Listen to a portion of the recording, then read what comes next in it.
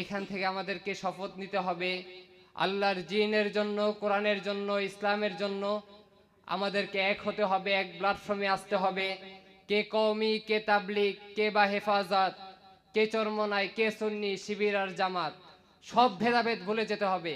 সব ভেদাভেদ ভুলে যে এক প্ল্যাটফর্মে এসে আল্লাহর দ্বীনের জন্য, কোরআনের জন্য আমাদেরকে কাজ করতে হবে, ঠিক কিনা বলেন?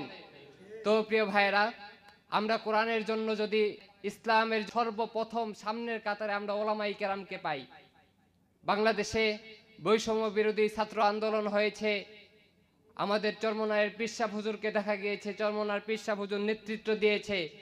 এইভাবে সমাজের প্রতিটা জায়গায় যদি ওলামায়ে কেরাম নেতৃত্ব দিতে পারে, মসজিদ, সাধারণ মসজিদের মেম্বর থেকে যদি ওলামায়ে কেরাম কোরআনের কথাগুলো প্রচার করা শুরু করতে পারে, হক কথাগুলো যেগুলো না বললেই চলে না একেবারে। আমাদের দেশে তো আমরা এখন সাধারণ ডিমের খিচুড়ি যেটা বলে, ডিমের খিচুড়ি আমরা পাইলে ওলামায়ে কেরাম সেইখানে ছুটে যাই ডিমের খিচুড়ি খাওয়ার জন্য, ঠিক কিনা বলেন? তো ডিমের খিচুড়ি আর চলবে না, ডিমের খিচুড়ির দিন শেষ। এবার আমাদেরকে ঐক্য করতে হবে, ঐক্য করে এক প্ল্যাটফর্মে আমাদেরকে কাজ করতে হবে।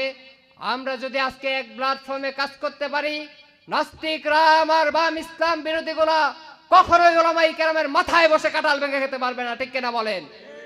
সম্মানিত ওলামায়ে কেরাম, আপনাদের সামনে কথা বলার যোগ্যতা আমার নাই, আপনাদের পায়ে হাত দিয়ে বলে যাই, আপনাদের পায়ে হাত দিয়ে বলে যায়, আর ভেদাভেদ কইরেন না। আপনারা অনেক ভেদাভেদ করেছেন, ভেদাভেদের কারণে আজকে আমরা উঁচা টুপি, নিচা টুপি এগুলো দেখে আজকে মন ভেঙে যায়, এগুলো দেখে মন ভেঙে যায়। অমুক বলে অমুকের মাহফিলে যাওয়া যাবে না, তমুক বলে তমুকের মাহফিলে যাওয়া যাবে না।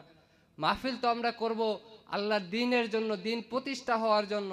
শুধু একটা সংগঠনের প্রোডাক্ট হয়ে আমরা কাজ করব, এটা করলে হবে না। নিঃস্বার্থভাবে কোরআনের কাজ করতে হবে আমাদেরকে। আমরা যেন গোটা বিশ্বের ভিতরে নিঃস্বার্থভাবে কোরআনের কাজ করতে পারি। আল্লাহ তাআলা আমাদেরকে সকলকে যেন কবুল আর মঞ্জুর করে, আমরা বলি আমিন। তো প্রিয় ভাইয়েরা, ওলামায়ে